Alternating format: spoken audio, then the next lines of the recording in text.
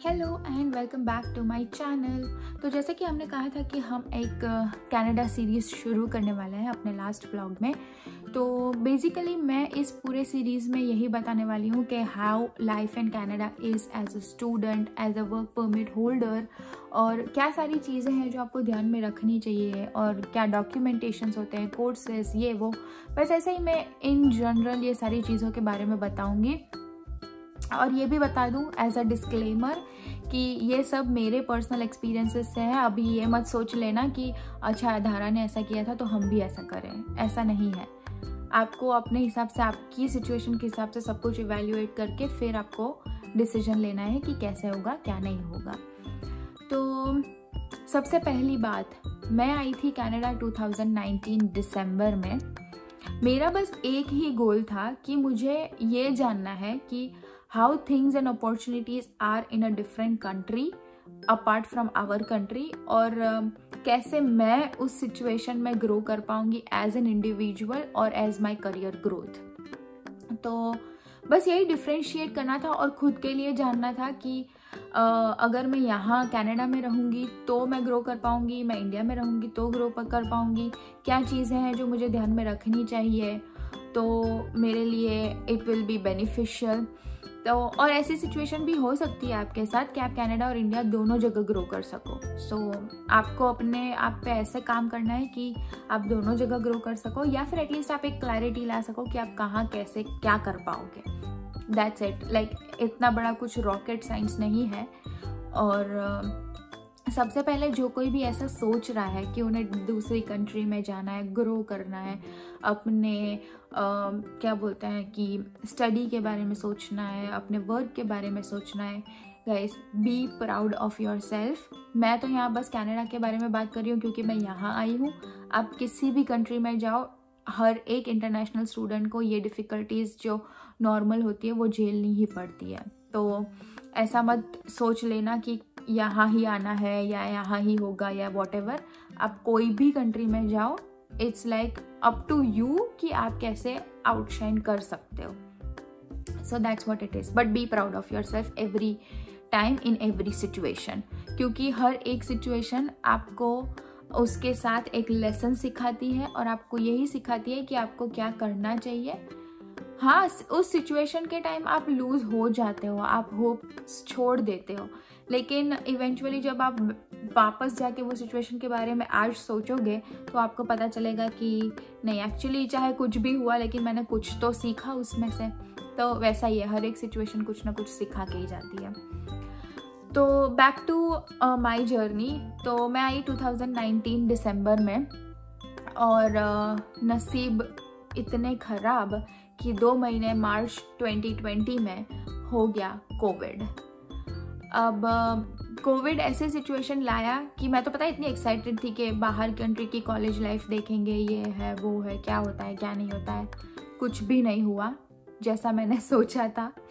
College life तो देखी ही नहीं क्योंकि सब कुछ फिर ऑनलाइन हो गया, लॉकडाउन हो गया। और उस टाइम पता है एक थॉट तो रहता ही है, अगर आप पढ़ रहे हो ना तो आपको पार्ट टाइम जॉब करनी ही पड़ेगी to fulfil your regular expenses like rent है, ग्रोसरीज है और all those stuff, travel expense and all those. तो उसके लिए आपको पार्ट टाइम जॉब तो अपनी स्टडीज़ के साथ करनी ही पड़ेगी। Eventually there are situations, there are students जिनको फीस भी भरनी होती है तो फिर उनको ज़्यादा हार्ड वर्क करना पड़ता है, पर करना तो सबको पड़ता ही है। तो उस टाइम ये सिचुएशन हुई कि जिनकी जॉब थी वो भी जा रही थी, तो हम जैसे जो नए लोग आए थे उनको मिलना तो it was next to impossible. लेकिन हाँ, नेसेसिटीज़ वाली चीज़ें ओपन थी, लाइक फूड हो गया, मेडिकल हो गया, पेट्रोल, गैस, ये सारी चीज़ें, तो ये सब तो चालू ही था। तो आपके पास एक अपॉर्चुनिटी तो थी कि आपको वहाँ कहीं कुछ तो मिल सकता है, but it was very difficult to find until and unless you have any reference. Reference Canada के डिक्शनरी का बहुत ही इम्पॉर्टेंट टर्म है, क्योंकि रेफरेंस के अलावा यहाँ कुछ भी नहीं होता है। नहीं, लोग करते हैं, मैंने किया है विदाउट रेफरेंस, मुझे जॉब मिली है तो करते हैं, लेकिन वो थोड़ा कम कर पाते हैं compare to the people who have references. तो वो भी एक मेजर पार्ट है इन कैनेडाज लाइफ जर्नी। तो इवेंचुअली मुझे मिली जॉब और मैंने की। It was in food industry, तो मैंने वो किया, साथ में पढ़ाई की। अब क्या होता है पता है, जब ऑनलाइन क्लास होते हैं आपको पहले क्लास भी करने हैं। तब कोविड आ गया था ना, तो लोगों को ऐसा था कि अब चलो कमाने का मौका मिल रहा है, कमा लेते हैं, तो जॉब जाके वहाँ पे क्लास अटेंड करना, घर आके असाइनमेंट सबमिट करना, डेडलाइन है। घर आके ऐसा भी नहीं होता कि मम्मी खाना बना दो, मम्मी ये कर दो, मम्मी वो कर दो, खाना भी बनाना है, खाना भी खाना है। ऐसी सारी सिचुएशंस आपके सामने आती है ना, आपको फर्स्ट ऐसी चीज़ आपको रियलाइज़ होती है ना कि आपको फैमिली की इम्पोर्टेंस पता चलती है। नो डाउट आप सब में फैमिली की इम्पोर्टेंस होती ही है, लेकिन आप जब साथ में रहते हो ना, तो इवेंचुअली आप वो रियलाइज़ नहीं कर पाते हो कि एक्चुअल में सिचुएशन है क्या। जब आप अलग रहते हो ना, तो आपको इम्पोर्टेंस इतनी ज़्यादा समझ में आती है। आउट ऑफ इट लाइक सबसे और डिफ़िकल्ट चीज़ in Canada's dictionary is weather. आप वेदर नहीं प्रिडिक्ट कर पाते, even though weather predictions every day हम चेक करके ही घर से बाहर निकलते हैं, लेकिन god is here to give you surprises. So surprises आपको ऑन द वे मिलते ही रहते हैं। तो सोचो कि पढ़ाई, काम, खाना पीना, फिर ट्रैवल करना in extreme weather conditions. Starting में तो आपको ऐसा लगेगा कि भाई इतनी अच्छी खासी ज़िंदगी थी मेरी इंडिया में, मैं छोड़ के यहाँ आई ही क्यों। लेकिन इवेंचुअली ना आप हैबिचुएट हो जाते हो, और फिर अब जब अपने गोल के बारे में सोचते हो ना, तो आपको ऐसा लगता है कि नहीं कुछ तो करना है, तभी हम आए हैं और कुछ तो करना ही पड़ेगा। करना पड़ेगा in the sense it's not like कि आपको किसी का दबाव है, आपको करना पड़ेगा, but for yourself, to push yourself, उस हिसाब से आपको करना पड़ेगा। तो क्या होता था फिर, हाँ, वेदर कंडीशंस ऐसी होती थी कि स्नो भरा पड़ा है, ऐसे पूरे पैर आपके स्नो में है, आप बस की राह देख रहे हो, बस स्टॉप पे, रात के 11 बज चुके हैं, बस आएगी, घर पहुंचोगे, खाना खाओगे, असाइनमेंट करोगे, वापस से सेम रूटीन स्टार्ट्स, और यही सारी चीज़ें चलती रहती है। बट इन सारी चीज़ों में आपको सच में ये रियलाइज़ हो जाता है कि हमारी लाइफ कितनी इजी थी, और लिटरली हमने कुछ भी नहीं किया अपने घर पे। यहाँ है हमें जो सब कुछ करना पड़ता है, पर हमारे घर पे तो हमने कुछ भी नहीं किया। सो अगर हम पढ़ाई की बात करें, लाइक चूजिंग अ कोर्स, आपको कोर्स उस हिसाब से चूज करना चाहिए जिसमें आप ग्रो करना चाहते हो। आप उस हिसाब से मत चूज कीजिए कि मुझे तो बस कनाडा पहुंचना है, मुझे तो बस कनाडा पहुंचने से मतलब है, फिर चाहे कोर्स कोई भी हो, मुझे किसी भी कोर्स में किसी भी कॉलेज में क्यों ना एडमिशन मिल जाए। आपकी रिसर्च अच्छी होनी चाहिए। आप कोर्स ऐसा चूज करो कि भाई आप फ्यूचर में उसमें ग्रो कर सको, और अच्छी कॉलेज जो भी है वो आपकी रिसर्च पे ही डिपेंड करता है, और आपके एक्चुअली थॉट्स पे डिपेंड करता है कि आप बस कनाडा आना चाहते हो या आप एक्चुअल में कनाडा आके कुछ करना चाहते हो।